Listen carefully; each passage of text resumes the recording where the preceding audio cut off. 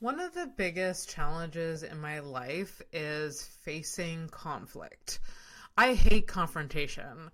I conflict with conflict. I go to great lengths to avoid big conversation or anything that can be remotely perceived as tense. I will smile and nod. I will walk away. I will act agreeable. I will drive miles to not have a tense conversation with people. Swallow my pride and move the fuck on. That doesn't mean I don't get mad. Obviously, I get mad. I just bottle it up inside and use unhealthy coping mechanisms to manage these emotions. Fun. Sometimes it feels like some of the biggest arguments I've ever had has been inside my head. I've had epic dialogues and arguments with everyone. And let me tell you, they have been dramatic.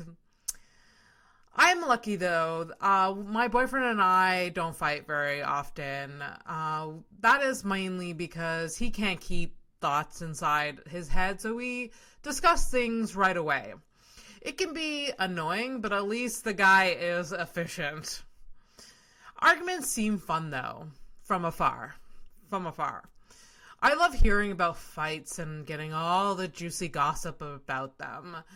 They are so dynamic and exciting, again, from afar. They seem like they could be such a release. I'm speculating. Again, this is out of my realm of expertise.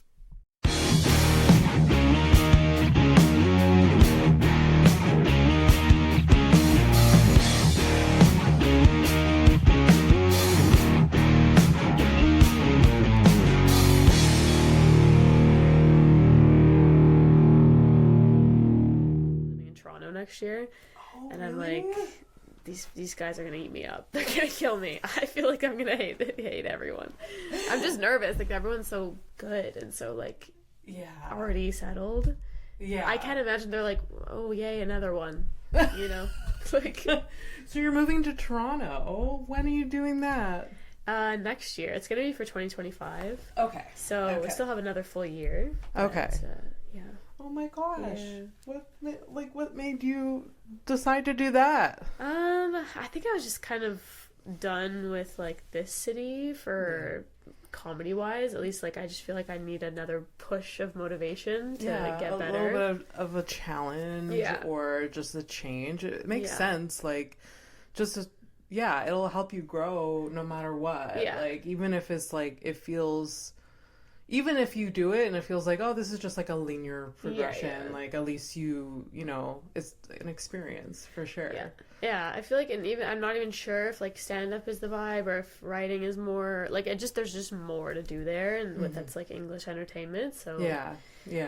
So we're gonna try it out. Michelle lives there, and she's my best friend. So I'm like, at least I'd have like that anchor, and she's already kind of like sussed out the scene. Oh she knows it now. Yeah. Like she's she's been in it for like a minute, so she'll it wouldn't be too bad. Lead the way. Yeah, it's less intimidating if you know someone there. Yeah, for sure. And like, I've done 2 Just for Laughs Toronto's. Well, worked. I haven't been in the festival, but worked there twice now. So now I've really like seen the scene and met a few people. So now I feel like comfortable enough to be like, okay, I could probably like get some spots, not to be like for sure will jumping in. And like your credits mean something too. Yeah, for sure. I hope so. I mean, that's so exciting. That's so cool. Well, we still get you for another year, so that's good. Still a whole year, because my Kean's gonna come with me, and he wants to like finish one more year at the restaurant he's at right now, and then get another job at another restaurant there. Okay. So I kind of need to like wrap up the loose ends, and then we'll bounce. For sure. That's so cool. Yeah. I love that. It's like a 2-year max thing, though. I feel like I'm going to hate Toronto. Just as a city, like, I don't mind it. Like, and then try somewhere else, I guess. Yeah. It would be like, that's like the sort of like first move, and then it would be like somewhere else. Yeah. Somewhere bigger and better. I mean, Mike and I, my boyfriend and I always say, like, we keep bringing it up to each other, like, oh, we have to, like, experience a different city. We have to go to another city. Yeah. Just to challenge yourself a bit, like, even if it's not for comedy, like, for me, it would be for comedy. Like, I wouldn't choose a city that had, like, one open mic. Yeah. But, let me just check it. Yeah, it's recording. Yes, like, just because, like, I grew up in a small town, moved to Montreal, but the small town that I grew up in is an hour away. It wasn't much of a, hurdle. Yeah. Like, and I have family in Montreal, so Yeah. I had, like, Safety support net. system here. Yeah. It would just be really cool to go somewhere that, like, just somewhere new, something a little bit less safe and secure, just to, like, push myself out of my comfort zone. Yeah, that's what I want too. And it's like I even, like, worse than you, I, like, grew up here. Like, this is, like, where I was born, raised, and, like, hopefully shall not die. Like, I just, like, need to, like, try living somewhere else. Like, and then I feel like the easiest progression would be Toronto. Yeah. And then from there I can go, like, hopefully, like, overseas or to, like, another country, like, whatever it is. Like, yeah. Okay. Start with Toronto. And I mean, also, welcome to House of Stone, the podcast where everyone has a story and we get into the nitty gritty of it all. We'll get back to what you're saying. I don't mean to, like, interrupt you. I'm just like, we should start it. Yeah. I was like, I like a start like that where it's just, like, chatting, but then I, like, sometimes I'm like, oh yeah, we gotta, like, we gotta start the podcast. Yeah, so this is House of Stone. This is my guest today, Kyra Carleton. Thanks for being here. No problem. Thanks for having me. No problem. I've been wanting to have you for so long. I'm really excited. Yeah. I've been watching you. Oh I've been listening to you. Oh my god. I love it. I have a lot of comedians that listen to this podcast. Yeah. Like, that's basically who I make this for at this point. Which is great. Which is your audience. Like. Yeah, that and, like, some other people that are very curious about comedy. So that's cool. Whatever. Yeah. Doesn't matter. I don't care who my audience is. Yeah. As long as you listen. Also, like and subscribe, because I see you. I see you watching and not liking and subscribing. But it's all good. It's all good. So I have a little introduction for Kyra, like always. I introduce my guests so people get to know a little bit about you. So Kyra is a comedian, writer, and oh my god, I knew I was going to mess up this word. Improviser. Born and raised in Montreal. Over the last 3 years, she has shared her wholesome edge, witty wordplay, and candid storytelling with audiences all around Canada. This past summer, she was featured at Just for Laughs Zoofest, hosting the Discovery series, which is a spot that every comedian wants every year. And she got it. It was amazing. I saw her perform. It was so much fun. You did such a good job. And the recording's available now on the Zoofest YouTube channel. The Just for Laughs YouTube channel. Zoofest and Just for Laughs, right? Okay, yeah. And she's also a weekend regular at the clubs here in Montreal, the Comedy Nest and Third Floor Comedy Club, where she's open for DJ Demers, Andrew Simmons, Chris Robinson, Casey Corbin, and many, many more. So welcome, Kyra, again. Thank you. Oh my gosh, that was so weird. I was like, wait, who are you talking about? I'm talking about you. Who is that? I'm talking about you. Yeah, gas gets super weird when they hear their bio. Yeah, I've never heard my bio. I realized as you're reading it, I was like, wow, this is what a silly bio.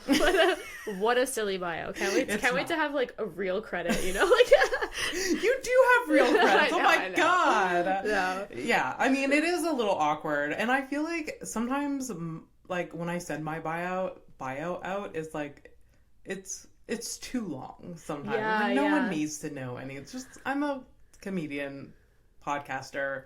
Just shut the fuck up. Yeah. I literally, the first time I wrote a bio, I was like, what do they want from me? Like, what do you mean?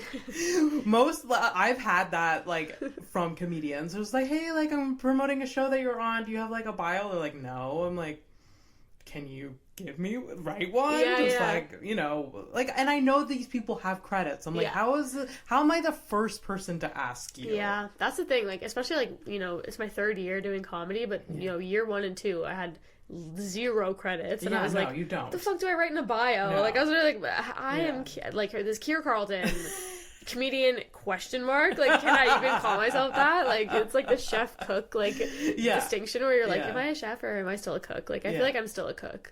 I'm a comedy cook. Like, I'm not yet. I can't feel like I'm a comic. Like, it's like chill. Like, you know, you make $20. Like chill out.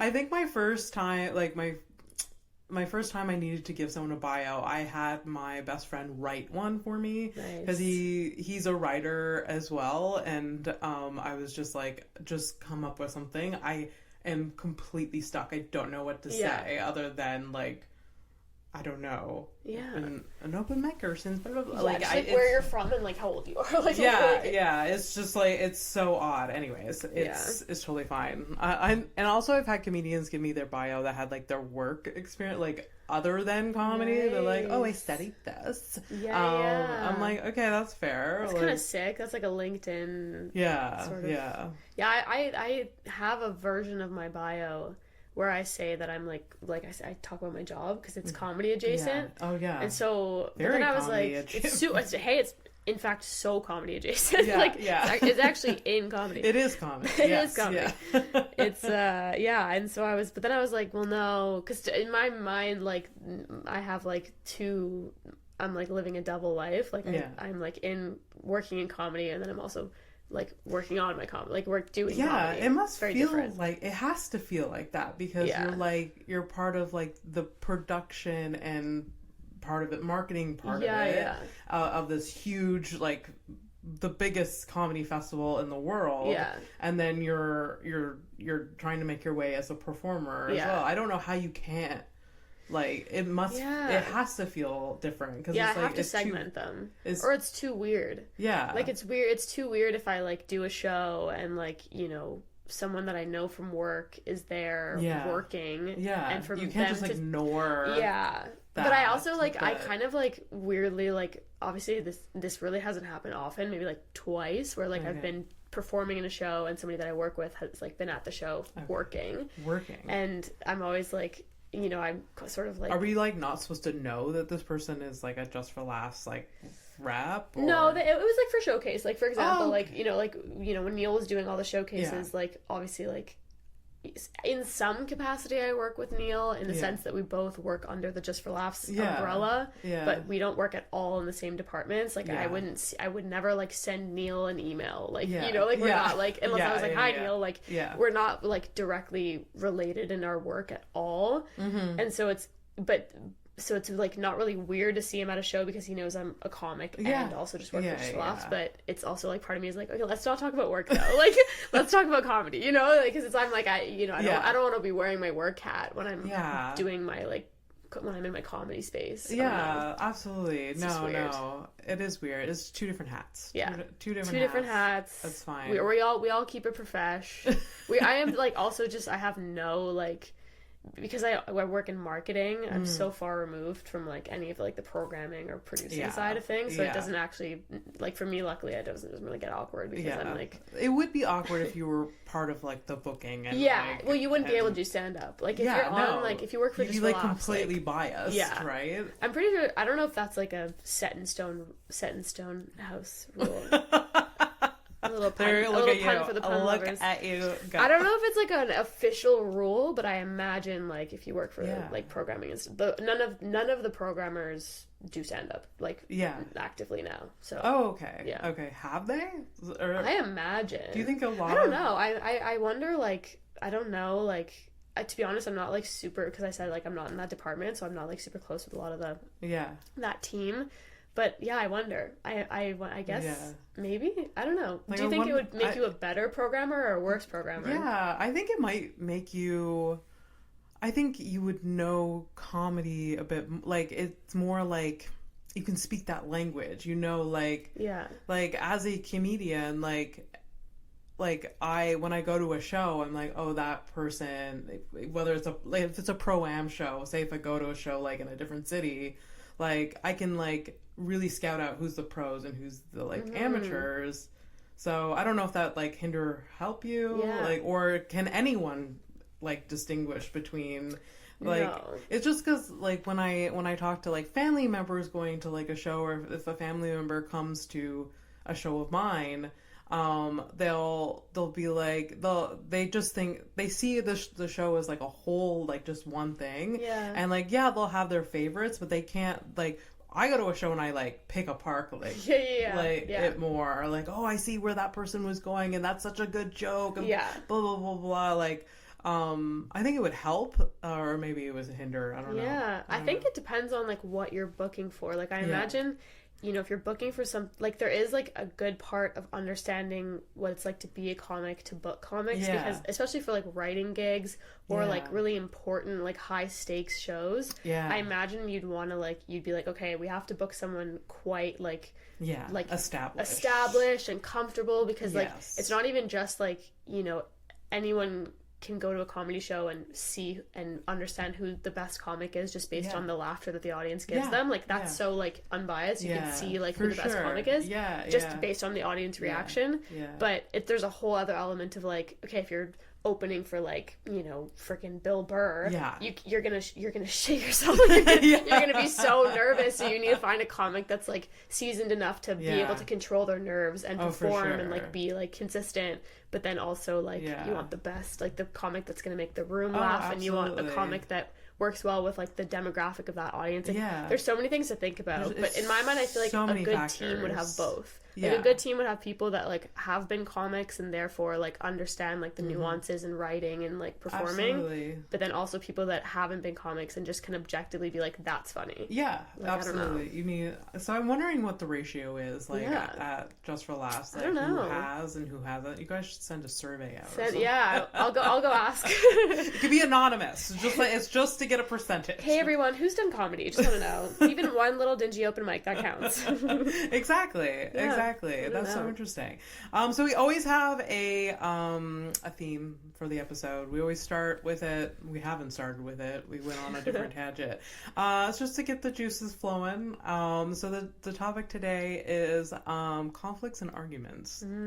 I chose this because I wanted to talk about it, but also you seem like a very like easygoing person, and maybe that is wrong. No, you're correct. And I can relate to that in a way, because like I avoid conflict to the end of the world. Like I'll avoid it, and I'm just like, I'm very like, oh, I don't give a shit. Like I'll just like just very easygoing.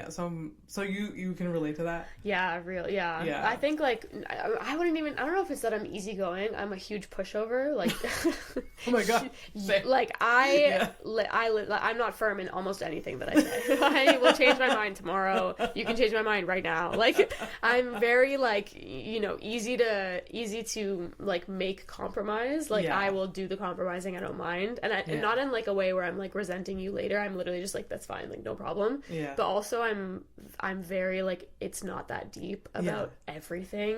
Like in my mind I'm like, I don't want to argue. Like I like just don't care. Like, you know? It's not that deep. We'll get over it. Even if I do, even if it is fluttering my brain right now, I'm just like, oh, let's just like sit on it for me. I'll eat something. I'll feel better. Like I'll take a shower. Changed opinion. Like I don't know. I feel like also like my family is such different characters. Like and my parents are divorced, so there's like there was like a lot of arguments, a lot of like, you know, my sister's very argumentative, my brother's very like sort of like standoffish, I would say, and then I'm just sort of caught in the middle. So I'm just like, I don't care. I'm not gonna fight you. You just experienced enough conflict in your life. I'm like, we're good. Did you experience a lot of conflict growing up then? I imagine. I think like, I guess so. A lot of it was behind, that's the thing too, is I feel like I was always made like blissfully ignorant, because my sister obviously took like more of like the sort of like, I don't know, the damage. She sort of like protected us from the damage because she was the oldest. She's the oldest, Me and my brother were just like, older sibling usually does that. Yeah, for sure. Well, you don't realize it till you're old enough to sort of like digest everything that went on, like. For sure. But I would say a bunch of conflict. Also, my family's just massive, so there's just so many talking heads and like so much opinion and fire. How many people are in your family? Well, my like immediate family isn't too big. It's just me, brother, sister, mom, dad. Okay. And then, but I've had step siblings. I have step siblings now. Oh wow. I've had like in terms of my cousins, like my mom has 5 siblings and they all have like 2-3 kids each, like, so it's just like we're like 20 people on like my mom's side, and then my dad's side is just his holy brothers, shit, but, yeah. That's crazy. Lots of, and we're all like loud Irish people, so it's just like simply drunk and just yelling, and everyone's a comedian in my family. That's not amazing. actually, but like they want to be for sure. It's crazy. Are you the only comedian so far? I mean, officially, but okay. Off record, they're all hilarious. Yeah. I have a big Irish family too on my mom's side, and like, why are they so loud? Loud. And they love to laugh, even if it's not at anything. They love to drink. I love it. And I love it too. I deep down love it, but they are deeply problematic a lot of the time. Oh yeah. It's also like so difficult to integrate an outsider into my family. Like I, obviously when I was a kid, that wasn't an issue. I wasn't like, I've literally just never had a boyfriend to bring home, like, to the extended family, at least, because they don't all live here. So when we do get together, it's sort of like holidays and stuff. Yeah. But yeah, I remember like my dad was always like, man, your family did not like me or whatever. Like, even I could see it, like when my mom, like when my stepdad first got integrated, there was like a lot of like, just like awkwardness. Yeah. And then it's fine. They get over it. But... Okay. Yeah. It just takes time for, those type of people to like warm up to people. Yeah. And like what I don't know if you can relate to this, but like with my loud Irish family, the way they communicate and express that they like you is like insulting you. Oh yeah. Like borderline insulting you. Just like, hey, you still doing that, you still doing those jokes on stage? Like, yeah. It's a little rude. Like, I'm a professional comedian. You still gagging on stage? You still doing those gags? Yeah. My family's like that too. Like, I feel like roasting is like a love language in Irish culture. Like 100%. Not that I like now, like, my partner is actually Irish in terms of the fact that he like came to Canada from Ireland and like has an accent in his family still lives in Ireland. So when I say I'm Irish, I mean like generationally. Oh, same. Like, I'm like 5th generation. Yeah, for something. Sure. Like not it was potato famine Ireland. Like that's where I'm from, is like that sort of like migration out of potato famine era. Yeah. But still, it's still like the roasting carries over. So your boyfriend's family like roasts and they're loud and or like he just likes, like he expects that and likes that. I feel like now I saw a TikTok recently that was like, I will never speak poorly about my partner. Like that is disrespect. Like I would never. And I was like, oh fuck. Like that's how I love you. That? Like how do you do that? I don't know. And not even like, I understand like, not being like cynical towards your partner, but I'm like, roast them. Like it's fun. Like it keeps things light. Like, obviously don't like rip apart their actual insecurities, but like for sure, just be me. It's funny because one of the biggest arguments Mike and I have ever got is because I like was like, I subtly like roast him in this, like, I guess it wasn't, I don't know, like for some reason it's a long story, but my sister's boyfriend made her a cake for her birthday, and I was like, oh, that's so nice. And I told it was like in a group of people, and I told everyone like, oh, my sister's boyfriend made her a cake, for like a homemade cake, like handmade, whatever, however you make a cake, for her birthday. And then I jokingly looked at Mike. I'm like, you would never do that to me. You would never do that for me. But as that was a joke, because I mean, I guess he would, but I just know he wouldn't. He just like, he's not a baker. He's never baked. Unless I'm like, we do it together and it's this like kind of cutesy like event that we do on a Sunday.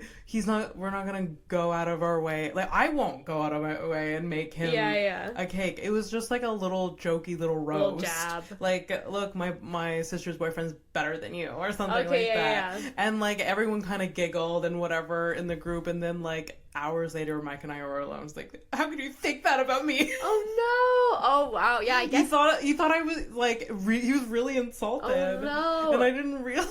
Oh my god! To be fair, roasting is like such a thin line, and you have to have like roasting consent off the bat. Like I would never roast a part, like my sort of boyfriend before my current partner and forever partner. Love you, babe. Oh my god! No, shut the fuck up. Cut that. Oh my god! That's so cut cute. it. No, I love it. I hate saying current partner because it sounds like there's an expiration date. Yeah. I just mean like the guy I'm with now, who's amazing. Yeah. But anyways, a previous partner of mine was I couldn't imagine roasting him. Like, not that, like, he didn't have anything roastable about him, it's just, like, that he was just such, like, a kind soul. Kind. I was like, I don't want to break you. You don't want to hurt you. You're not, like, you don't have that. Like, you need to have the roast shield. Yeah, fair. And it's, like, a specific characteristic that you can have or you don't have, and I don't want to play with it if you don't. Yeah. But, like, my boyfriend now, like, he's like, you gotta roast me. Yeah. And he's, like, game for it, so I'm, like, perfect. Like, does he roast you back? Oh, yeah. Oh, I like, love that. But I remember when we first started dating, like, for the first, like,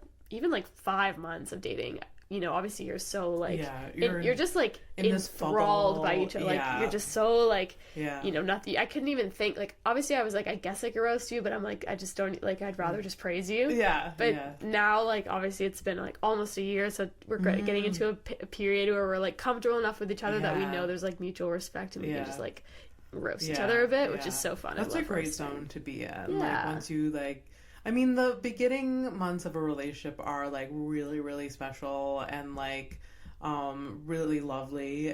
But, like, once you get, like, really comfortable and you're just, like, you're fully, like, yourself, it gets real good. Yeah, it's so fun. Like, yeah, you're not, like, afraid of being rejected on your roast anymore, and you're like, this is a game. For sure. Yeah. So that's nice. You and your partner have been together for a year now. Almost in March. That's crazy. Yeah. That's so cool. How'd you guys meet? Well, he's comedy adjacent. Yeah. Which is great. I somehow knew that. Yeah. I mean, it's funny because everyone... Oops. It's okay. Sorry, I'm going to remove this because I'm super, super sweaty. It gets warm in here with, like, the lights. It's just me when I talk. I'm like an 80-year-old woman. I'm like, fuck, I'm sweating. Yeah, so he, like, it's funny, like, most comics knew him because he's been in the comedy scene for longer than I have, but he's not a comic. He basically is best friends with Quinn McMorrow, like the producer. Yeah. And used to live with him. Like, when he came over to Montreal from Ireland and couch surfed at the Loft. Yeah. Like, Art Loft, shout out. And which I think, like, everyone does. Yeah, probably every comic. You moved to Montreal and you live at the Art Loft for, like, a few weeks. Every comic in Montreal lives at the Art Loft for a few weeks. Yeah. And also would be my worst nightmare to live there. Oh, literally, like...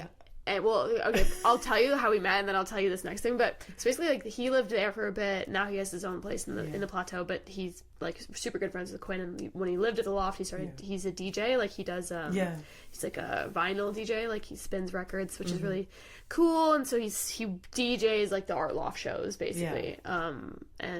So I met him at the Art Loft show. I performed. I think I opened for Oren. Shout out Oren for being the matchmaker. Yeah. He had nothing to do with it. He did nothing. I attribute it now. Every time I'm on a lineup where either I open for Oren or Oren opens for me, and not in a sense of, like, headlining, but just, like, the position on the lineup, I'm always like, it's gonna be a good show. It's like, or I'm like, if Oren's there, it's gonna be a good show. Because he was always, there when I met. Always. When I met Oren's a fucking killer. He will turn a show around. Oh yeah. That too. He's very talented. Yeah, I love Oren. This is an Oren Stan podcast. Yeah, I guess so.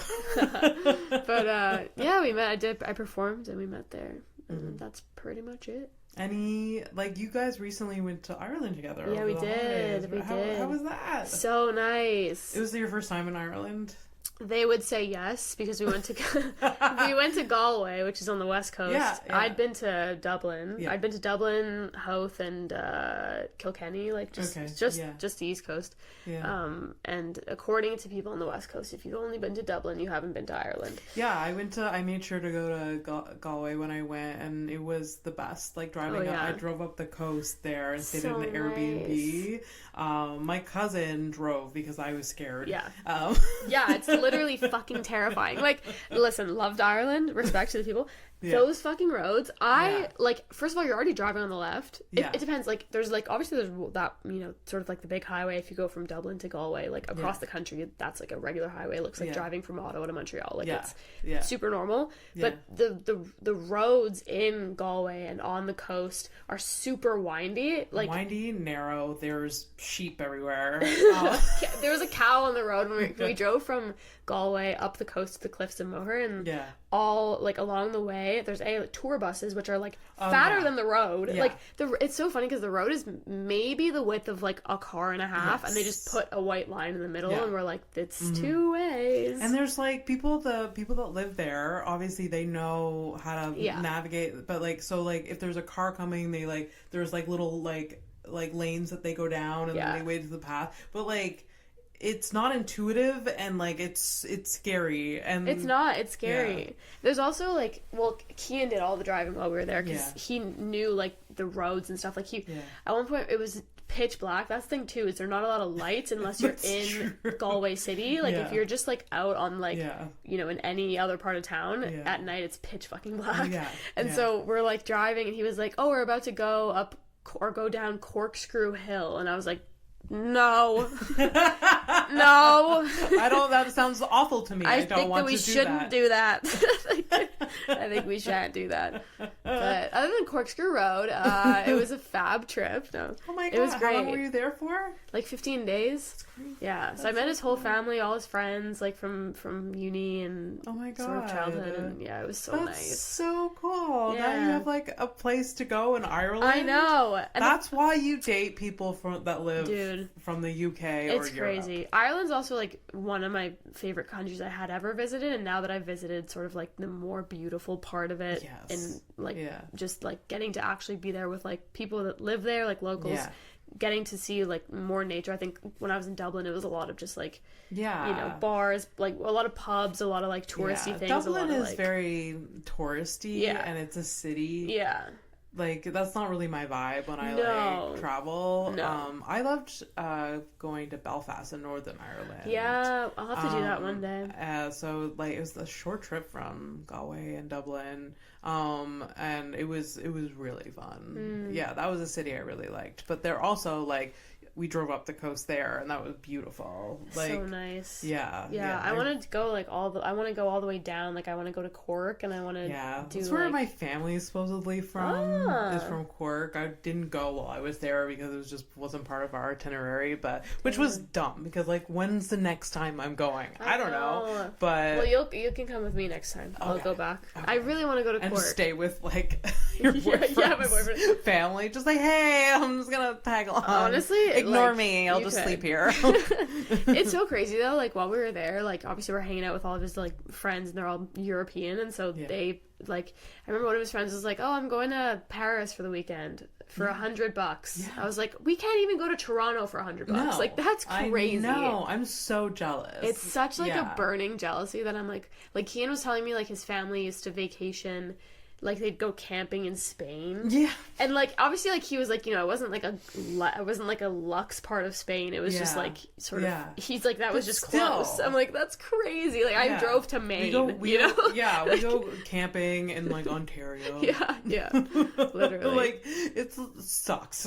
We this country sucks now. Like I do. To be fair, I am like I am very much. He's like such an ocean boy because he grew up literally right on the ocean. Like his parents' house is like 2 plots of land down from the sea. It's gorgeous if you love the ocean. Like you know like you know, he grew up surfing, and they're very like ocean centric. His friends, whereas I'm like a lake person. I love lakes. I love like you know still water and like boating and swimming. So any type of water.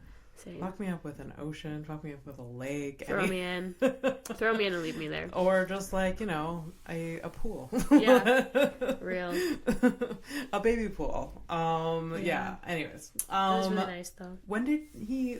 Last question about your boyfriend, then we move on to you. This is about me. When did he move here? I think like 8 years ago when he was 22 after university. Oh, okay. Yeah. Okay, cool. Awesome. I'm so jealous. Yeah. I mean, my boyfriend's family's from Italy, but it's like 3 generations. It's like us being Irish. Still, at least they have good food. I don't have... Yeah.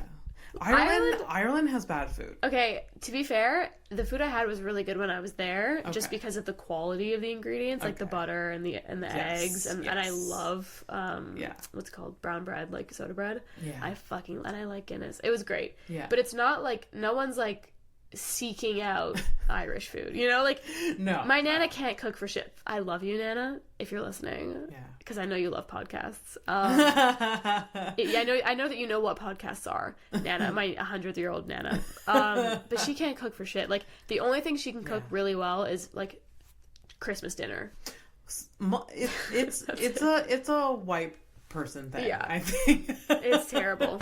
It's my grandmother did know how to cook, but it was usually very fatty, salty, like, so how can you go wrong when it's covered in butter? Yeah. But yeah, my mother is the worst cook on this planet, has never been able to face a spice jar, like to season things properly. It's horrendous. It's so bad. I remember my brother like discovered smoked paprika when he was 19 and he was like, holy shit, this is insane. I was like, oh my god. Spice paprika. Dude, he was like, holy crap, this is insane. Seasoning this with everything. He was like salt, pepper, smoked paprika. And on everything. Yeah, for sure. That's it. I started cooking as a child and teenager because my parents were terrible cooks. Yeah. I was like, I can't deal with this. Yeah. This is so terrible, but it's fine. I started cooking pretty young too because my dad, well, when my parents got divorced, it's like, you know, shout out to single dads, but like, they're not cooking good. They're not cooking well, okay? No. Grammar police. No. They're not. They're, you know, he worked long hours and then he didn't want to come home and like make a meal for us. So he would just like, we'd get like takeout or low key, he would make expired food. I'm not gonna lie. There was a lot of botulism in the family. And so I would make my own food. Plus I was like vegetarian / no red meat for like a long time. And my family's very not vegetarian friendly. Yeah. So I just ended up starting to cook for myself when I was a teenager. Yeah, for sure. Yeah, I grew up with a very meat heavy family and I don't eat meat anymore, and that's been a weird thing for everyone. Okay. What did your dad do a lot of like barbecuing? Because I feel like if my dad was left to his own devices, it would just be like meat on the barbecue. Yeah, I mean, my dad did do some barbecuing, okay. I suppose. Yeah. Because I'm just wondering, like, what concoctions? Expired concoctions. Literally, what he would do, he would cook, like, he would have, like, you know, sort of containers. Usually we would eat, like, he would buy, like, a roast, you know those, like, grocery store, like, rotisserie chickens you can buy in a box? He would buy that with, St. Hubert gravy in a box, and that was our dinner, and coleslaw, and that was our dinner, which was great. I mean, that's not bad. Not bad. Still something I would eat today. Not complaining. Can't complain. It was that, or we would get like, you know, sort of like the whatever takeout places we had like near our house. Or he would do this fun thing where there would be like containers of leftover food, usually like a rice, some veggies, and like maybe like old ass like chicken legs. And he, at the end of the week, after all the food had reached its like prime, just sort of food poisoning potential, he would create like sort of like a poisoning pilaf, just like a rice dish that would ruin your fucking gut. I'm convinced that's why I have IBS. It's because I lived with a single dad, and he was like, let's just ruin every Friday. Let's fuck up her shit. Let's see what she's made of. I bet some of it could have been really delicious, though. It kind of was. Like, it kind of was good, but like it's like and it's not even like, I don't mean expired like, ooh, it's a little tangy. It's a little tasty. I mean like there'd be like Caesar salad from 2016 and it was 2022. Like it was bonkers. Ew. Yeah, that'll fuck up the bio in your gut for sure. It gave me such bad trust issues with food safety and food. Like I'm so anal now about like I check people's fridges. Though. You should be. You should be mindful of it. Yeah. A lot of people aren't, and they're just like, oh, they'll but no, like. I have a good, like, system of, like, getting rid of stuff. Yeah. Because I just can't. Yeah. And I also, I'm just, like, I have a weak stomach. Same. It's just the idea of something going bad in my fridge, I'm like, I gotta get it out of this apartment. It's the weak stomach, and I'm so afraid of food poisoning. I can't even fathom it. And, like, you know, my boyfriend has, like, such a strong stomach that to him, like, you know, he's a chef. Like, he eats, like, a million different things and sometimes different levels of doneness. Like, and he's just, like, whatever. Yeah. But... you know, it's like when I'm at his house and I'll like, you know, making tea, I'm gonna put cream in my tea. I like check the cream box. Like I trust people, but I also will never trust their food. I'm like, I need to check that this isn't expired before I eat it. Yeah. Unless it's like unopened, then I'm fine. Yeah, my cousins have lived with a mother that was very weird with food, where like she like just hoarded food and like she never went through her fridge. So they have this instinct that like as soon as they get something, they smell it to see if it's gone bad. Like milk smell it. Like it's kind of what you're saying. Like it's just like it's like they don't even think, they just smell it. Just like you gotta because they've been fucked a few times. You have to. Too many times. You have to. It's just there's some things I'm sure in my parents' cabinet that are so old. Oh yeah. So old, but that's fine. Story they for another time. They can live their lives. It's okay. Yeah. It's okay. It's nice. It's like a family heirloom, you know. Yes. Just passed down. Yeah. It's smoked paprika. Yeah. From 1999. Yeah. I'm sure they're like cream of tartar, which my mother probably used once to like make cookies once, is like at least 2 decades old. It's always the baking powder for me. I like baking, but I don't have that much time to bake. So usually it's like, maybe once every few months I'll bake something. Yeah. And like baking powder, I'm like, it's always expired. I don't think I've ever baked something with baking powder that wasn't expired, which is so like not conducive to like a good bake, but they should sell quantities that are like good for, once in a while bakers. Literally 2 tablespoons. Dude, there needs to be smaller containers of so many condiments for people that live alone. Yes. Like, I cannot go through a jar of pasta sauce to save my fucking life. I don't know what it is. Yeah, and once you open it, you gotta use it. Yeah, you got like 3 days and that shit's done. And I'm not like a meal prep mommy. Like I'm not like making like 12 portions of pasta and like having a good time. Like I'm like, I get sick of something, like I eat it twice and I'm like, I don't want to eat this ever again. Yeah. So I'll use like half a jar of pasta sauce and then the rest of the jar is always thrown out. Yeah. Or like, I could be smart and freeze it, but I'm not. I don't do that. So if they can make like half portions of like they should pasta sauce, that'd be great. Yeah, absolutely. That and like, I don't know. I know ketchup lasts forever. But ketchup like, too. It's like, it'll be in my fridge. If I'm left to my own devices, it'll be in my fridge for like 3 years. Yeah. If I let it. And I like ketchup, but it's like, you don't need too much. Yeah. Like I put ketchup on a lot of stuff. I put ketchup on eggs. I dip like grilled cheeses in ketchup. See, I put ketchup on fries. I'm not a big ketchup person. I'm more of a hot sauce person. Okay. Yeah. Hot sauce is the only thing I finish, I would say. Oh, absolutely. I have 7 things of hot sauce in my fridge at this moment, and I know that within a month they'll be all gone. Yeah. I don't know. I love fucking hot sauce. It's so good. It doesn't really go bad too fast either. No. In my mind. Fuck me up with some condiments, but not ketchup. Yeah. Mayo too. There's like it's like once a month I'm like, ooh, I want a tuna salad, and then I just have mayo, and it's like I don't know what to do with this mayo. Yeah. Like I guess I don't make a lot of meals that require mayo. No, it's what is it, like burgers maybe? Yeah. I guess a grilled cheese if you're fancy on the outside. I don't know. Yeah. Like if you made like BLTs, I don't really make BLTs. I'm not a big B person. Yeah. I'm not a bacon gal. I don't know. Like mayo is the one where I'm like, it's like if I want like a chicken salad, egg salad, or tuna salad, I need mayo. And how often do you crave that? Not that often. Literally right? once a year. So they need like little jars this big. Yes. Like once a Yes. Like the shit that you get at like a breakfast buffet. Yes. That's like a little mini peanut butter and a little mini jam, and they have little mini need that. Yeah, they do sell those, I think. But like then again they sell it in a pack of like 17. Yeah. You're like, nah. Yeah. Then you're like stuck with the same. I need like an opposite Costco. Like I need like Costco for single people 100%. Where it's like small versions of everything. 100%. It's like 15 Tide Pods. Like it's like I just don't need. Yeah. Okay, Tide Pods is a bad example because you can keep that forever. But like I don't need a loaf of bread. I need half a loaf of bread. Yeah. Yeah. No. I need 3 bagels. Freeze, but then it's never as good. It's never as good. It's never as good. The texture's always a little off. Yeah, I think we're like, this is a brilliant idea. This is $1 million Listen. idea. Just like a grocery store for single people. Listen. It's one, cheaper. You're less wasteful. Yeah, that's what I'm thinking. I'm thinking like, I'm trying to be less wasteful. 2024, less waste. Less waste.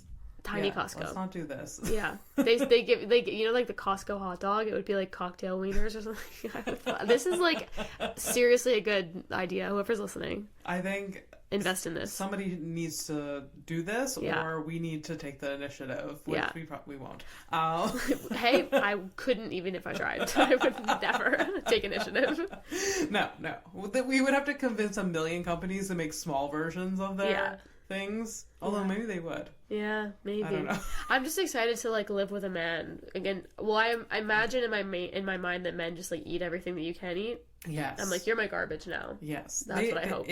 It's true. I hope so. Mike will just like, I'll have like 2 days worth of leftovers and just throw it in a bowl, no matter what it is, and just eat that. Nice. Yeah. I love that. Yeah. They're so simple.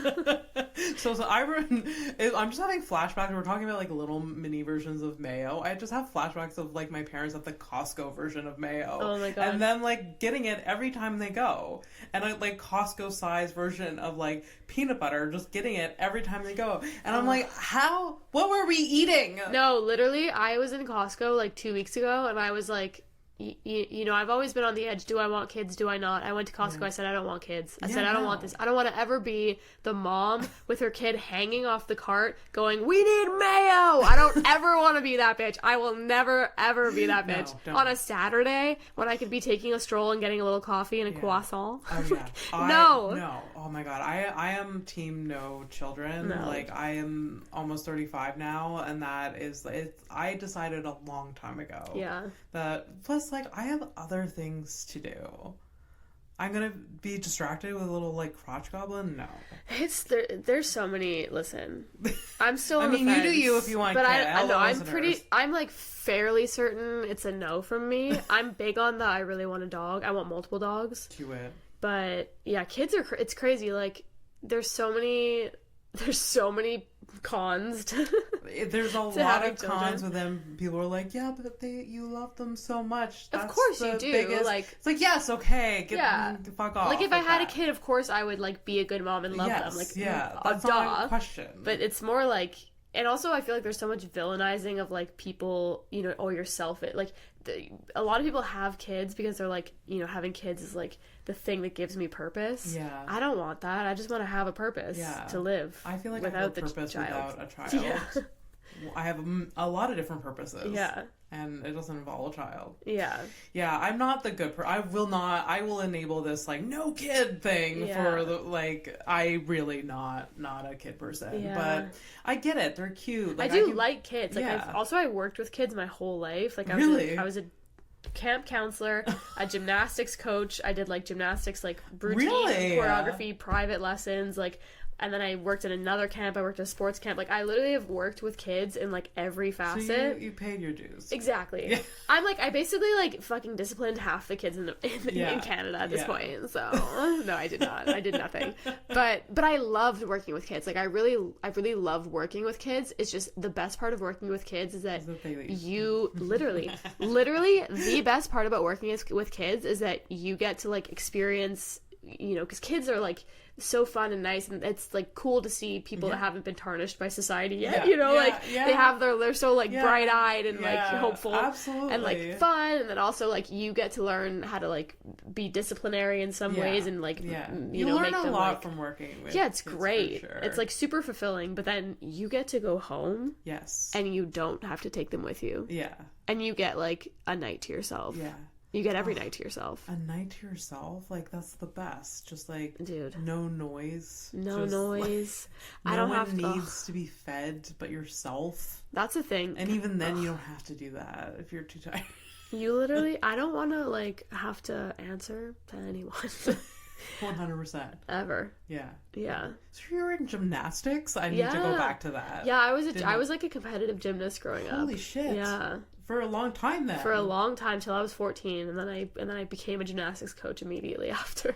Wow. What was your specialty?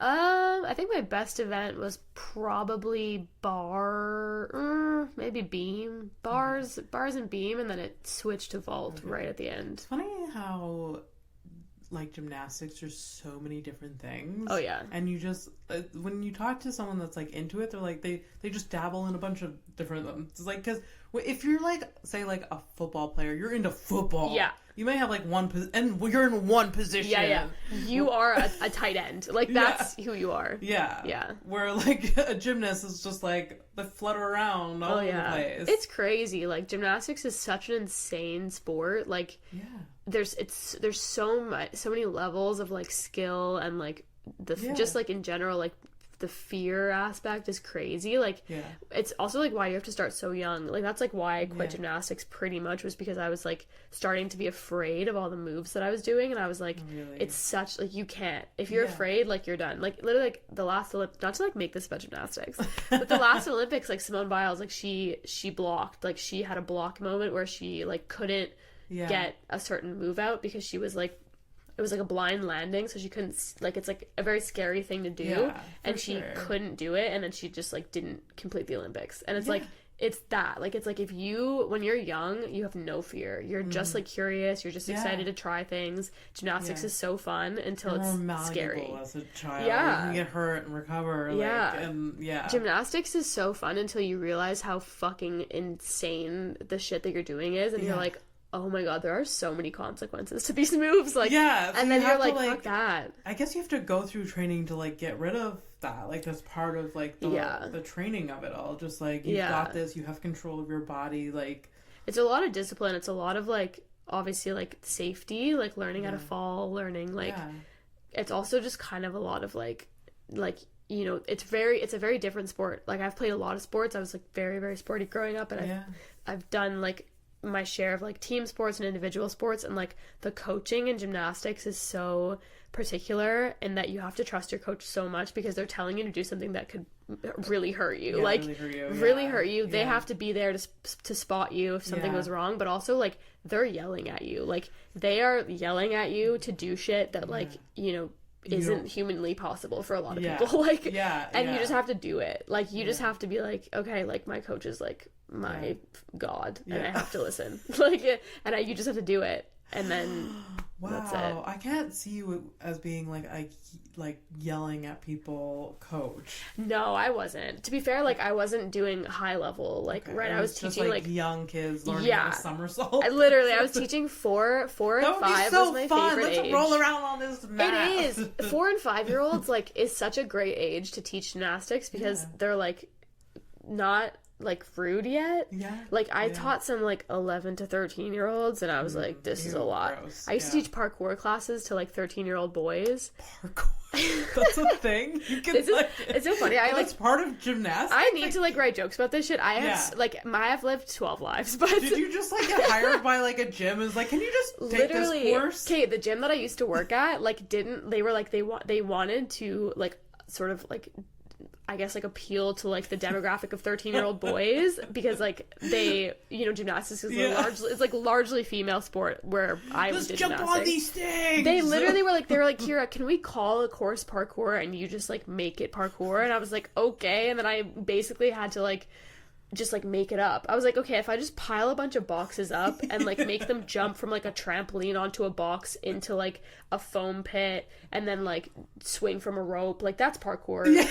And that was it. And I was like, I would set it up. Funny. I would set up these like crazy courses where it was like all these boxes teetering on each other, jump over a beam onto a trampoline into a foam pit, and like that was it. And I would test it. I would be like, okay, I'm gonna do it once, and if I don't die, we'll all do it. That's so funny. I wouldn't even test it. I'd be like, just go. It was kind of That's fun. The challenge.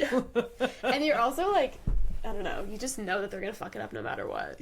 Yeah, that's so funny. Maybe you have a future in American Ninja Warrior, like set design. Oh, like Wipeout. I love that show. Yes. I love Wipeout. Is that still on? I don't know. I hope so. I'm a big Wipeout stan.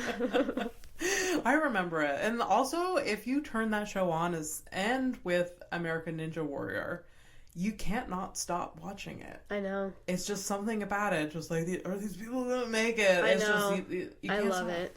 It's so good. Wow. But I did, like, I have played a lot of, like, pretty intense like dangerous sport. I guess I don't know dangerous, but like gymnastics was the first one. Yeah. And then I was also a rugby player. Shit. And so, but then I never broke anything. Okay. I like have been injured, but the first time I broke a bone was like drunk. Like, you know, like it's like I don't know. I guess like a testament to learning how to fall, I guess. But yeah. So what led to like you were a gymnast to, you know, communications and now like comedy? Yeah. Well, I was a gymnast, and then I was a gymnast, soccer player, ringette player, where was my trifecta when I was a kid. Yeah. Then I had to quit ringette for time wise because I was doing like AAA soccer and competitive gymnastics, and then also I imagine it was expensive. Yeah. I in retrospect think about it. Very expensive. Yeah. When I was older and started paying for sports, it's expensive. So I don't know, but I like my hairdresser has like 7 kids. Really, she has 4. She has so many kids, and she tells me all the sports that they're in and like all the activities, and I'm just like, there's so much time that she consumes to driving the kids around and watching whatever they're doing, and then the money, like it's so expensive. It's really expensive. Like it gymnastics is very expensive, just for the courses, but also the gym suits, the competitions. Yeah. They're usually out of town. Like it's so expensive. Okay. But yeah, so then I was soccer and gymnastics, and then eventually I quit gymnastics and was doing soccer and dance. And I started dance, and then I became really into dance and was like a hip hop dancer, and was like training like competitively and trying to do. I was even doing like some. It's so weird. It's all like very full circle now. But I used to do auditions for Just for Laughs gigs. Actually, I had been in a Just for Laughs show as a dancer before I was ever a comic. Really? Yeah, that's so cool. Because French comics do a lot of very theatrical things. It's like there's a huge clowning element to French comedy, right? And so they would always hire dancers to do like sort of like acting and background dancing and stuff. Yeah, that's amazing. That's so cool. Yeah, it's super weird. Like I met Rachid Badouri, like I was a backup dancer for Rachid before I met him as a comic. Like it's so weird. So weird. Yeah. That's so cool. Yeah. That's awesome. So you got a taste of like performing. Yeah. So I got I got a real taste of the stage as a dancer and knew that I loved like the sort of also it starts in gymnastics. When you do a floor routine, you're the only one on the floor, the music is on, so everyone's watching you. It's like a huge draw to you, like limelight situation, and I knew I loved dancing from that. And then when I started dancing being on stage, I loved that, and performing. And you learn a lot about we took acting classes in dance because we were doing all auditions, and there's a huge element of like facial expression and performance when you do choreography. And so there was that element of like performing arts that I started to like, and then I always knew I was like into telling jokes and being goofy. Yeah. And so then I started to do improv in high school, and that was the pipeline. It was like the improv to stand up. Okay. Yeah. That usually is. Yeah. I've never done improv, but I hear a lot of people coming from improv. It's embarrassing. Don't do it. It's good. It's good training. Yeah. It definitely is. You get more loose on stage with like talking, you know. I don't know. I haven't done improv. I should like take it out of my bio because I did improv in high school, like really intensely, and then I stopped. Why? Why? Because I hardly even do crowd work now. Like, it's like you would not be able to tell that I did improv. It's the only thing that improv that was helpful, and improv and dance, I will say, like a testament to both, is that I'm very comfortable on stage now. Yeah. But otherwise, like, I'm still shitting myself. I'm still not like, hey, where are you from? I'm like, I'm sticking to my set list, bitch. Like, no. But you're a good host, though. I remember seeing you host for the first time, Stand Up St. Henry. It was like a year or two ago. Year and a half ago or something. I don't know. I remember that for Elspeth. Yeah.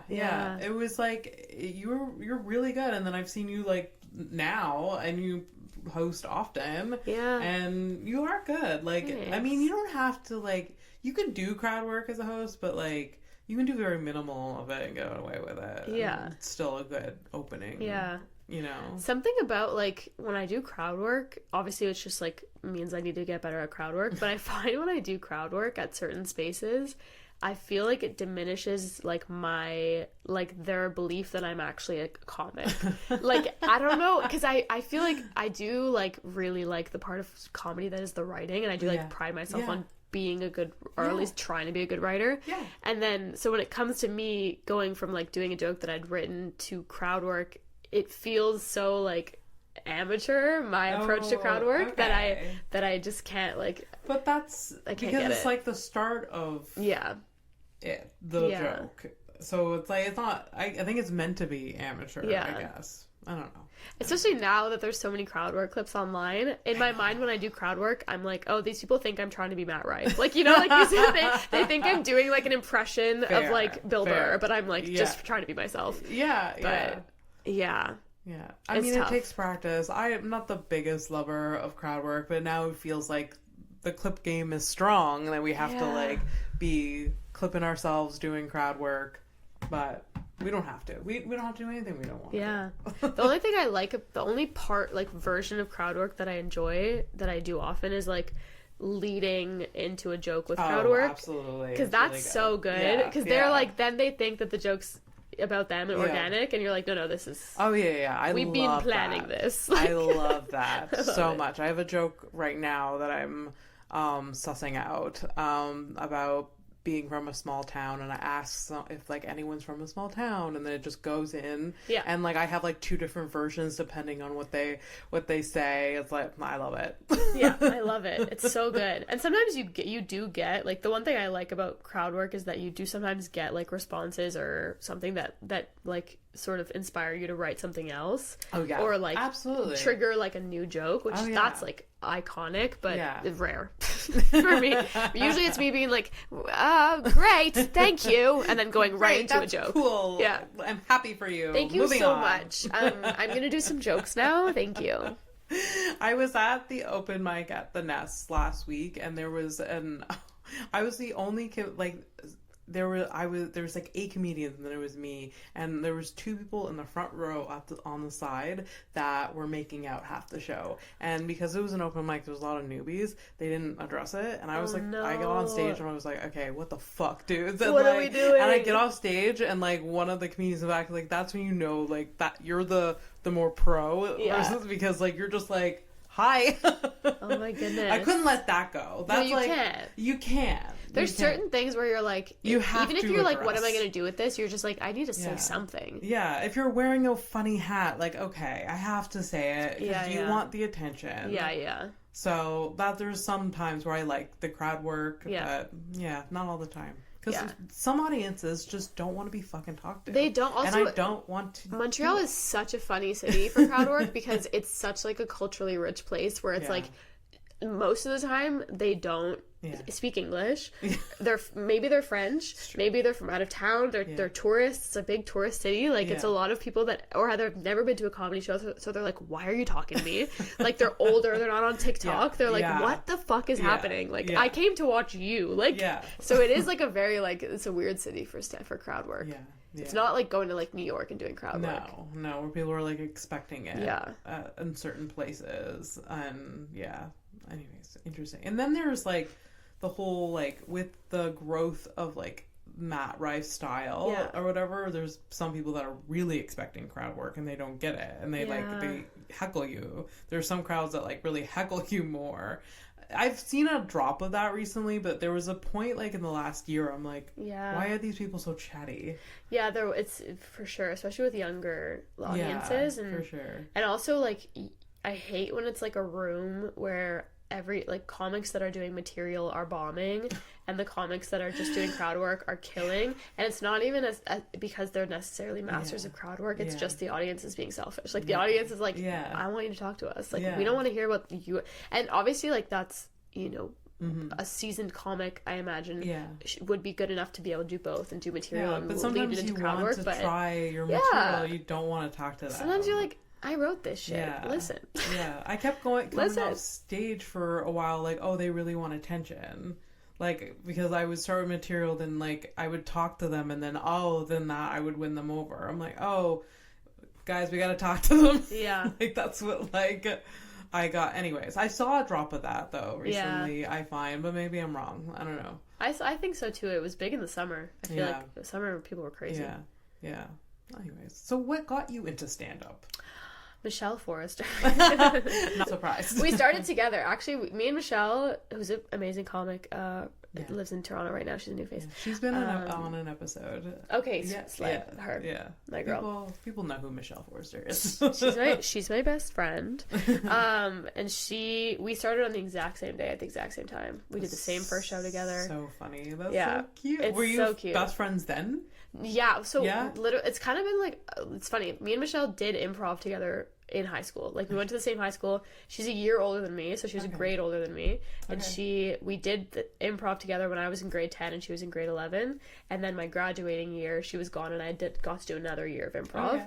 And then we sort of like knew each other, but weren't like close friends because of the grade difference, like whatever. And so we like crossed paths a few times, but we ended up both living, like, she lived in Verdun and I lived in St. Henry, and we both like randomly one day, like, we're on the canal, like, she was like running and I was walking or something, and we like ran into each other and she was like, oh my god, like are you still interested in like comedy and stuff, because we both did communications at Concordia, and we went to this talk once where a late night show writer, like someone that wrote for late night, said, like, if you ever want to have a writing gig in comedy in television, you need to do stand-up. He basically said that. He was like, everyone's done stand-up.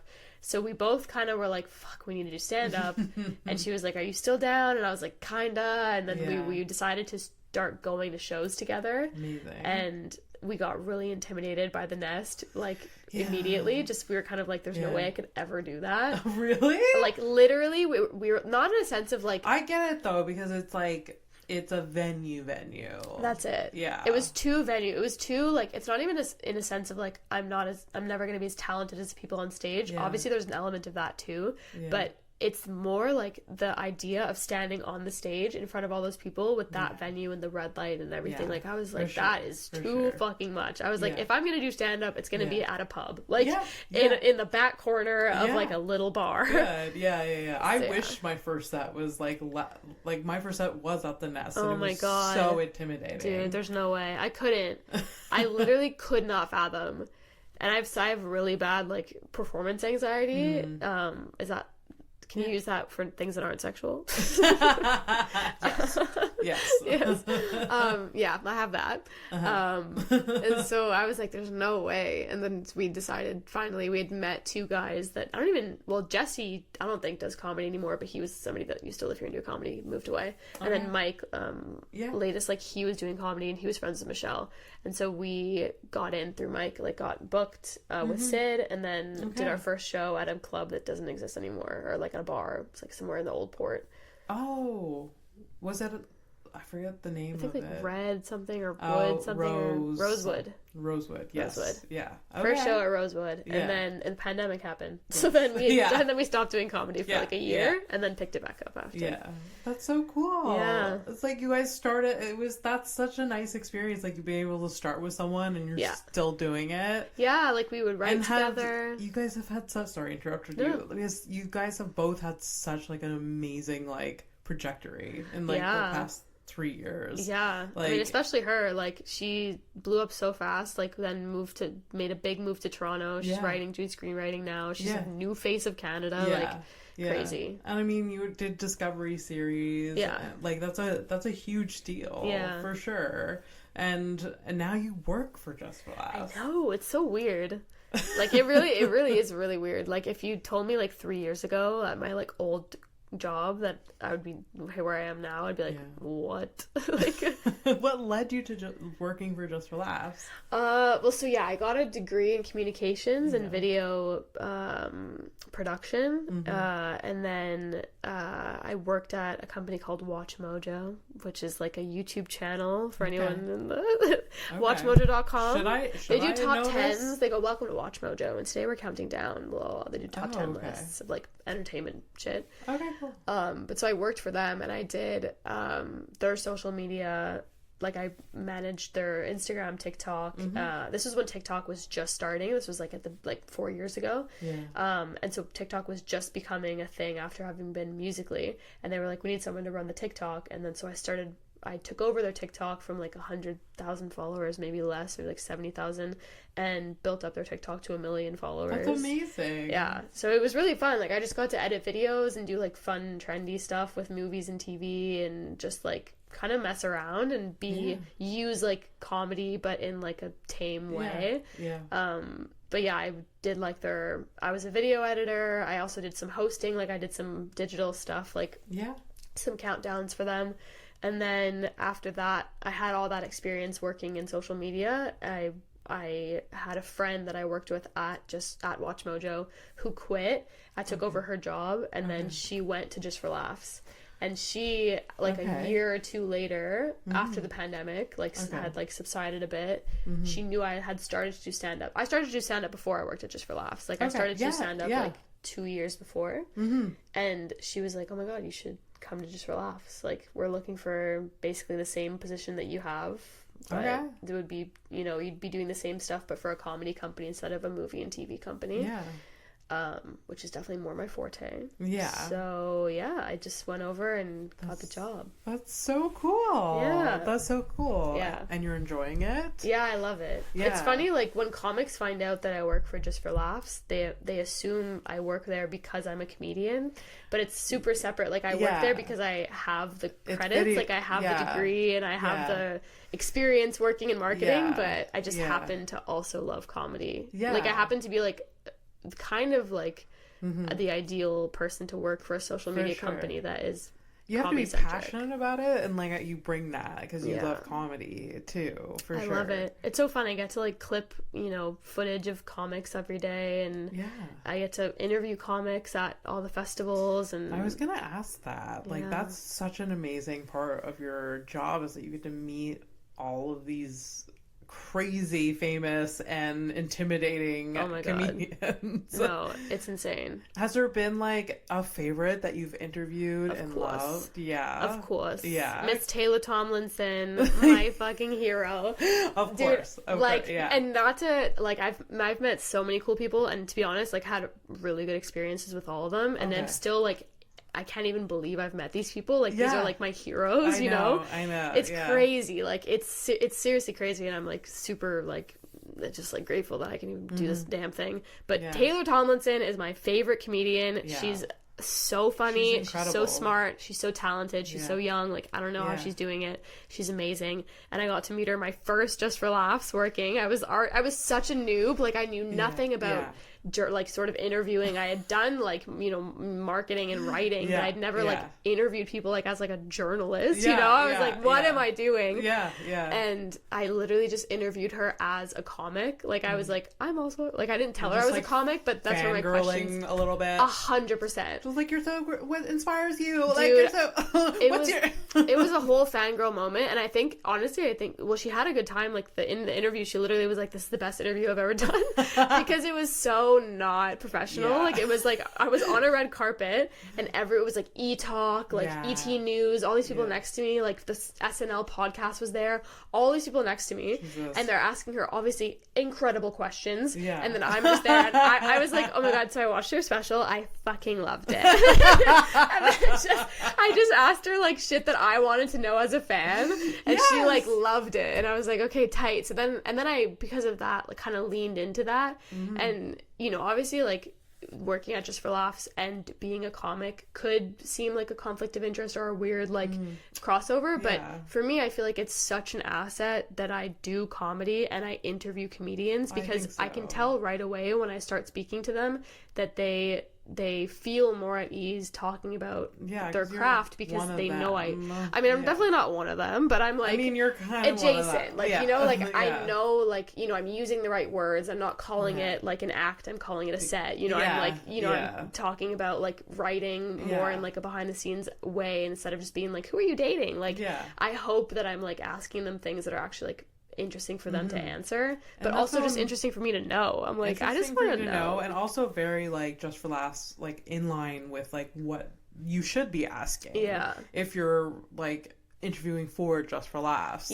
It's different if it's like, you know, e-talk or whatever. Exactly. They're more interested in different things. Yeah, like we're not like a celebrity pop culture column. Yeah. Like we are hopefully like servicing comics and comedy fans. So like I would hope it would be an asset to be a comic and be. I mean, obviously it is, and they see you as an. You've done it 3 years in a row. 2 years. Yeah, it'll be my okay. third festival this year. That's amazing. Yeah. Are you with Just for Laughs? They're like part of like different festivals now. Like they're doing like Moon Tower and stuff like that. Like, are you a part of any of that? Last year I did Vancouver, Montreal, Toronto. Okay. This year I think I'm just doing Montreal, Toronto. Okay. But I do like remotely work with all the festivals. Oh, okay. So like I'll be doing promo for Vancouver and then Moon Tower and then there's also like just for Laughs Sydney at the end of the year. There's like a somewhere. Yeah, there's so many. Like it's like truly there's Bermuda. Like there's so many. Oh really? Yeah. And then they had like a Just for Laughs Mexico cruise too. Right, yeah. Or something like that. It's truly Mr. Worldwide over here. It's just but I mostly primarily would if anything I would just travel to the Canadian ones, but yeah.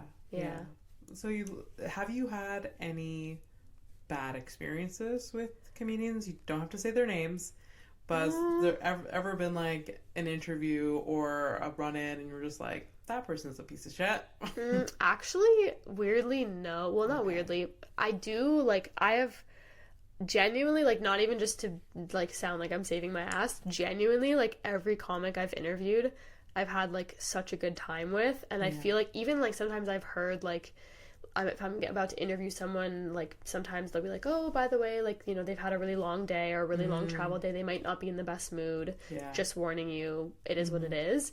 And then for some reason they like sit down for the interview and I think they realize like, A, we're just for laughs. We're on your team. We booked you in this festival. We love you. Like we want you to have a good time. We're not here to like, you know, exploit you as like a celebrity or a comic. But then also like the things that we do in the interview, it's usually like games for social that are just like really lighthearted, fun, and then questions that are actually about them and not hopefully surface level. Sometimes they are because we just have so many people to interview that it can get to be a lot, but they have a good time, so usually they're pretty kind. Like I can't even think of like anyone that I was like, ugh. Okay, that's good. I hope you don't. It's I'm just been here like for the gossip, Kyra. I know.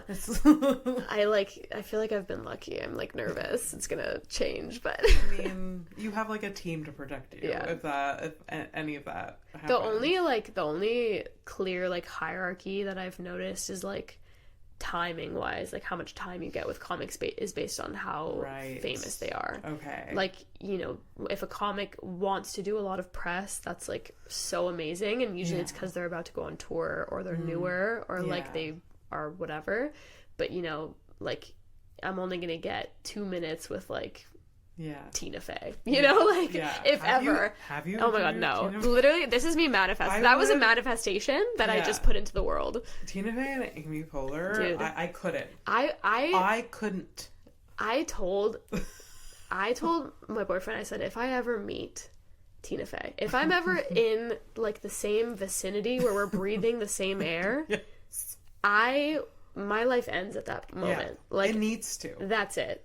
Like I'm not kidding. Tina Fey, like hero, like genuine, like Taylor Tomlinson favorite comic, Tina Fey favorite person, like writer. Oh like my God. Just there's so like she's incredible. I'm so obsessed with her. Amy Poehler too. Like I know like a lot of people pair them together because whatever, but they're Amy unique. Poehler is amazing. I read both of their books. Their books were also what catapulted me into comedy for sure. They're on my shelf, like front row, dude. And I've read them, and I'm going to read them again, and I'm never giving them away because they're incredible. It's amazing. I think about how like iconic like Mean Girls is as a movie, like just in terms of how quotable it is, and I'm like, imagine you like wrote that. Imagine you like wrote. Those lines. You just did that. Insane. In 2005, you just did it. Insane. And it became Mean Girls. Dude. The most iconic. Now it's a musical. Now another spin-off. I know. Movie. It's crazy. Yeah. It is crazy. You just did that.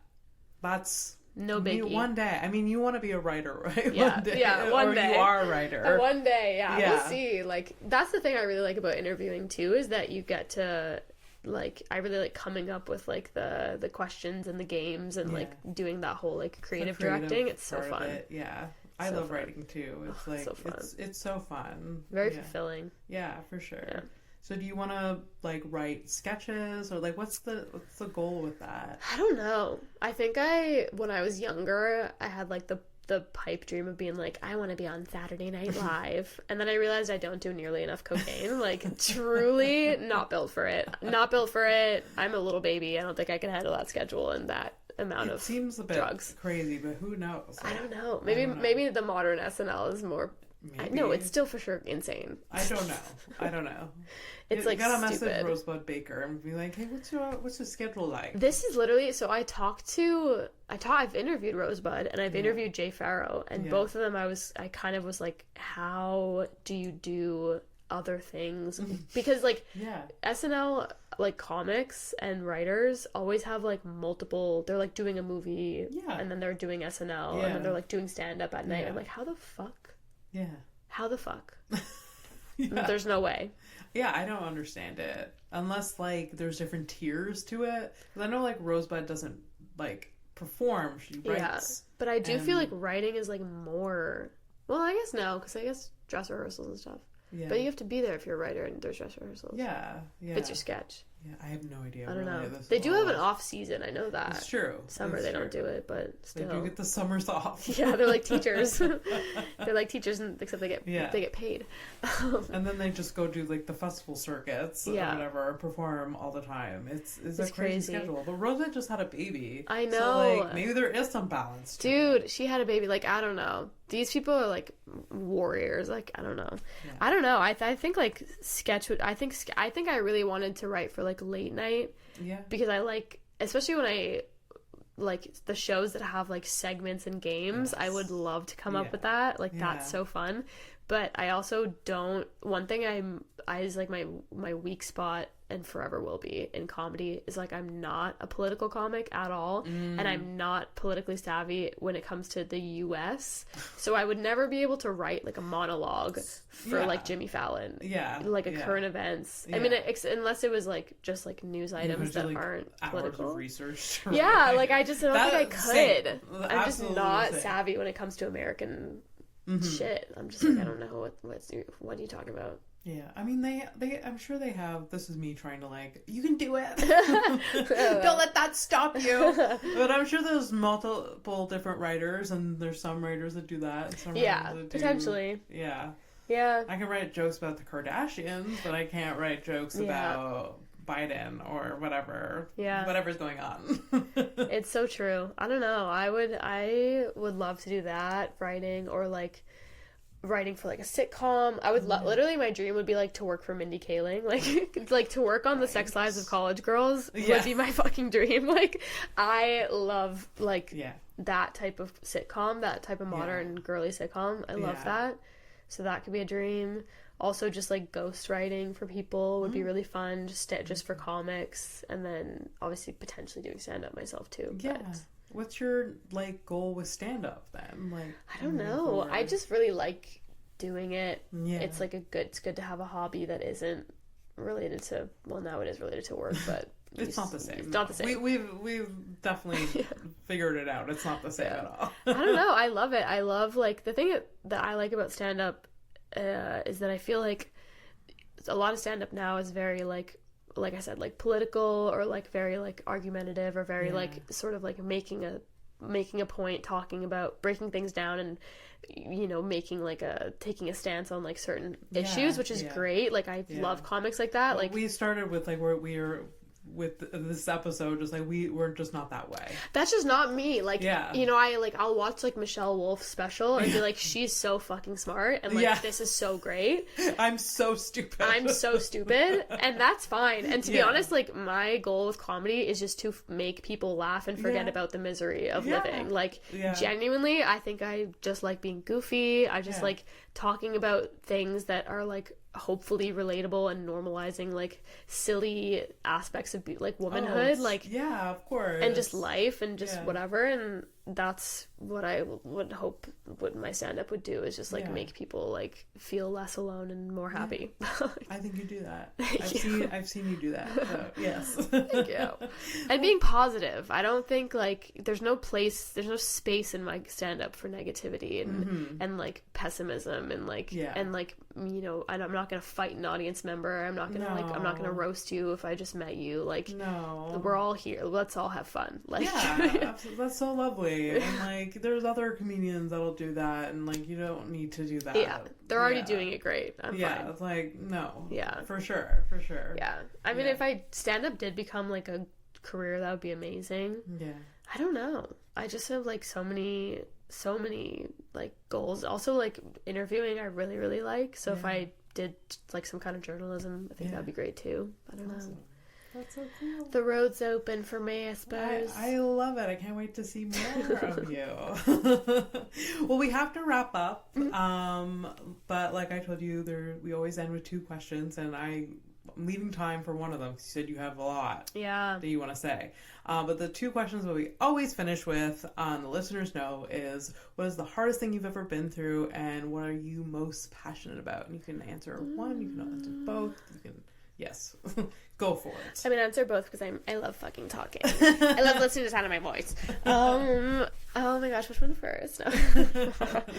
No. Okay. I was actually thinking about the one that's like the hardest thing you've ever been through, because I feel like I'm a very avoidant person when it comes to emotional turmoil, and I don't feel things fully.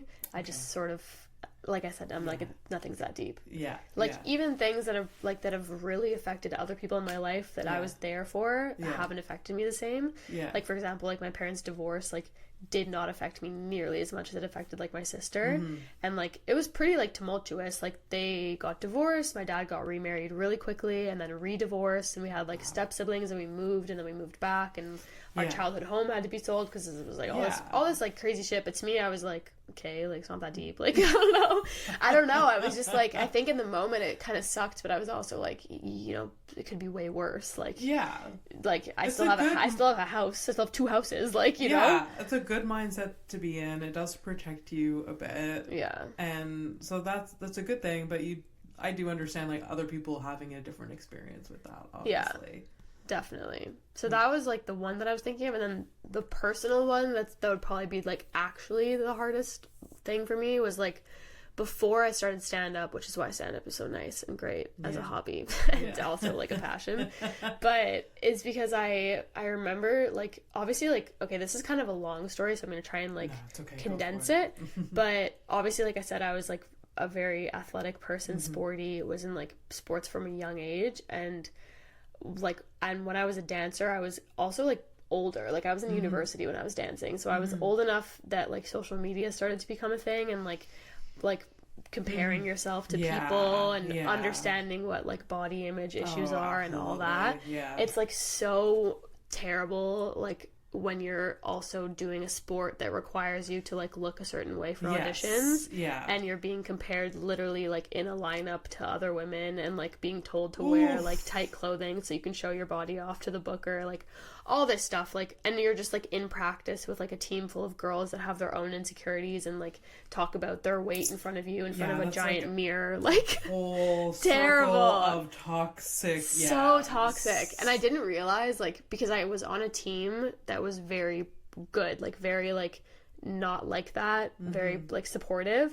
But around like the end of my dance journey, I was placed on a team of all women, and they were all very insecure, and it was like super, I like didn't realize it leached onto me until I like left that sport. And I like was like, well, there was like a whole falling out with like dance in general. Like, I was like a competitive like 20 hours a week dancer. All my friends were dancers, like that was my life. And then there was like a huge blow up at my studio with like the studio owner, a big like scandal, and I like stopped dancing, and it was like 0 to 100, like just like that. And then like It's like you go from like playing sports every day and being so active to doing nothing. Yeah. You start to gain weight like quickly, or like just like you just start to look different. Your body changes. You feel different. You go through puberty. Yeah. You have to like adjust to like your life. It's just like tough. Like you're just like, oh, this is like not what I remember looking like or feeling like. Yeah. And then I went right into full-time 9-to-5 job. Like this was after I graduated university. So then all I was doing was like working every day and being so bored with the monotony of it. I hated it. Like like going before the pandemic, like having to go into work every day and come home from work, all I was doing was working. And then I became like obsessed with the gym because it was the only thing I could do that like I didn't have any more sports. So then I was like just going to the gym, just working, and I was like fucking depressed, like so depressed. Like the only thing I cared about was like getting skinnier, and like that's it. I had no passions. I had no like nothing. And like started going to therapy, like basically had an eating disorder, like was obsessed with the gym, was working but like hating my job because I didn't have anything like thrilling yet. I wasn't doing the social media part yet. And so I was just like, man, really this sucks. That's really tough. It sucks. I remember feeling like I was like, I remember there was like a period of that time where I was like, I couldn't like genuinely laugh. Like funny things would happen and I would be like, I should be laughing, but I just like, it's not that funny. Like, nothing made me laugh. Nothing made me genuinely smile. That's a sure sign of depression. You're like, wait, I don't feel happy when other people are happy. Why is that? You just like don't feel any like range of emotion. And like it's scary. Like there's that. There's like also just not feeling like you're like anything thrills you, so you're like, why am I even doing anything? I know. Super scary feeling, like all that stuff. Plus like because I was getting so skinny, I was like, I'd lost my period, so I had no like that's like really bad for your health. Really there's scary. Like physiological things happening. Mental things happening. All so like, much. And then your parents are just like, you're too skinny. And you're like, Mom. They're like, you should eat a brownie, and you're like, it's just so different than that. Doesn't work that way. Doesn't work that way. Oh man, it was so funny. I mean, it wasn't funny, but it was just like terrible. And then like funny enough, the pandemic happened and I started doing comedy. And then I was not forced to, I was able to work from home, so there was like way more of a balance. I got to like have a better social life, obviously not because the pandemic was happening, but in terms of like I got to like, you weren't going into work, it wasn't consuming like, you know, you're on the office under like neon lights, like, you know, the work balance was better. You realize like it's not that deep. It's just you're not saving lives. You're posting on social media. Like the work became easier. Like I got to see my family more. I got to spend more time at home and just like watch movies with my family. Eat more home cooked meals and realize it's not that scary. Like because the world is ending and you don't need to be skinny. Like you know, like it really like put everything into perspective. Like the pandemic and and there was more like talk, like one positive thing you can say about the pandemic is that like mental health was like talked about, even though it was before for many years. Like people, it more so than like, you know, in the 90s or early 2000s where like no one talked about anxiety or depression, but like in the pandemic they're like, oh, people are suffering right now because they're not seeing people, and like if you're feeling bad, like even like workplaces were doing like, if you're feeling bad, take some time off. And like we're like, you never saw like employers giving a shit before. Which was like a good thing. I think it was so it was like obviously the pandemic was terrible for so many people, but it was like really great for me. Like I really hear like from a lot more people than you would think. For sure. Like actually I thrived. It was kind of because it just for me it was like, I feel like so many jobs and people like doing 9 to 5s would probably attest to this, but like when you work a 9 to 5, it doesn't matter the industry, they make you feel like it's life or death. They're like, yes. if you don't crunch those fucking numbers, like if we don't pass this quarter, you know, like all this bullshit, if you don't meet this deadline, all this stuff, it's life or death. It's so much stress. And then the pandemic happened and everything stopped. Yeah, you're just like, actually, none of this matters. None of this matters. Yeah. Literally none of this matters. Yeah. We're all gonna die. Yeah, we're all dying. And like, yeah. So silly. I was like, oh my god, why don't I just do something that makes me like slightly happy? Yeah. And like comedy was that. Yeah. And then doing comedy, and also like before the pandemic, I feel like the only like people that I saw, I had like a few friends that I would hang out with, but it was a lot of like digital stuff, which you're comparing yourself to people you don't know. And like following lifestyles that aren't real. And then when you're spending time doing comedy, meeting people in the real world, you're like, oh my god, like I'm crazy. Like this is fine. Like, you know, you just like everything becomes normal. You're like you like start laughing again. You start caring about something that isn't the way you look, like, which is really important for people, especially women, to for sure, to feel like feeling like you're doing something that is not related to the way you look is fabulous. It's like, so like relieving. God, it's relieving. Yeah, I mean, I was part of like the whole like early 2000s, like Kate Moss, like Paris Hilton generation, and it took a fucking toll. Yeah, let me tell you, it does. And I can't, like, because social media, like I can't imagine like young people like that go through like the social media is just like saturates you with it so much. It's crazy. It's so crazy. Like, you'll watch, like, 6 videos in a row of, like, girls being like, what I eat in a day, and they all start with lemon water. The fuck up. And then you go outside and you touch some fucking grass, and your boyfriend's like, do you want a croissant? You're like, yeah. Like, it's, like, not that fucking deep. Like, it really isn't. Like, it really contextualized everything for me, just being in the real world. And then, obviously, comedy made me, like, so much more happy, and, like, made me, like, be way more social. I was going out all the time, like, going to shows, meeting people, like... just like busying myself, like kind of like taking like, you know, the time that I had when I was doing sports was now filled up by comedy in the same way, same like fulfilling way. So it turns out to be happy you need to be social. You just need to do something. To do stuff. Yeah. And for sure. Yeah. Well, I'm glad the pandemic shifted perspectives. Yeah. That's amazing. It did. I think it did for a lot of people, for sure. And I'm glad to have you in the scene. Like, it's been amazing to see you grow. Yeah. And, it's been nice. Yeah. Yeah. What are you most passionate about then? Oh my gosh. How do you choose with all of these things? I don't know. I mean, obviously, like, tangible things would be, like, comedy writing. And I feel like when I was reading that question, like, what are you most passionate about, I was like, man, I don't know, like, what to choose, like, what I feel like I'm passionate about a lot of things. I'm a very like Eva said weed. So you don't have to go the comedy route at all. Just like something that makes you fucking happy. Honestly, I feel like this is gonna sound so annoying, but I don't care. Fuck all you haters. I don't care. I feel like I'm passionate about positivity. Like, genuinely, genuinely, I'm like, you know, like, I'm like such a, like, let's not fight. Yeah.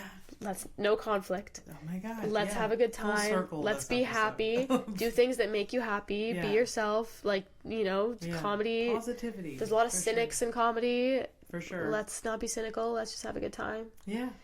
That's why I want my comedy to, like, hopefully make people happy and spread the positivity. Yeah. Also, like, I support this. If you need to do things that help you escape things that freak you out, like, you know, people are always, my family roasts me all the time, but I never watch, like, you know, dramas or like serious shit. I'm never reading like books that are really enriching my brain. I'm like watching Emily in Paris. I'm reading smut. Okay. It's always like light-headed things or like barely stimulating my brain. I'm watching the Great British Bake Off. And I'm zipping it. Okay. I could have a whole episode about the Great British Bake Off. Actually, you know what? Fuck it. I changed my answer. I am passionate about the Great British Bake Off. Okay. That is the greatest show of all time. I am so passionate about baking shows. I can't even tell you like how much they've made my life better. Yeah. They're incredible. They're so good. Yeah. They're so good. No one's watching a baking show being like, oh, life Especially sucks. the Great British Bake Off. Like, it's so aesthetically delightful. They're so in delightful. This, like, you know, the English, like, you know, countryside. Yeah. And they're, you know, they're in, like, this tent, and there's flowers, and there's butterflies, and then they're baking these biscuits, and it's just, like, I need all of this in my life. Yep. Yeah. Yes. I fucking love baking shows. Yeah. That's my one. Did you watch the Canadian version? Yeah, I did. Yeah. I watched it when Dan Levy was, you know what? Yeah. Actually, okay, actual career goal, not kidding, career goal, hosting a baking show on the Food Network. Absolutely. You're going to do it. That's my goal. I saw Dan Levy host the Canadian. I said, that's me, bitch. Next. And he was incredible. Put me in next. Yeah, Dan Levy was the reason why I watched it. Yeah. Because I was like, oh, they knock off the British one. And then like I saw that Dan Levy was like, oh. Yeah. I'm going to watch this. It was the Great Canadian Bake Off to Schitt's Creek Pipeline that really changed my life. Absolutely. I love it. Yeah. Well, that's a great way to end talking about the Great British Bake Off and Dan Levy. Thank you so much for being here. You are incredible. This has been really, really fun. But before we sign off, where can people find you? Hopefully not in my house. Knock first. You can find me on Instagram at Kyra Carleton, and hopefully one day on TikTok. I'll let you know. Why? But yes, okay. You know what? Maybe one day. All the cool kids are doing TikTok, and I don't like it, but it's fine. I kind of want to be a cool kid. Yeah. It's funny, it's literally my job. I do too, but... I do this for other comedians, I don't do it for myself. And that's fine. It's totally fine. It's fine. All right. Well, follow Kyra and listen, like, subscribe. You know where to find everything. HouseOfStonePodcast.com. Thank you for listening, and bye. Bye.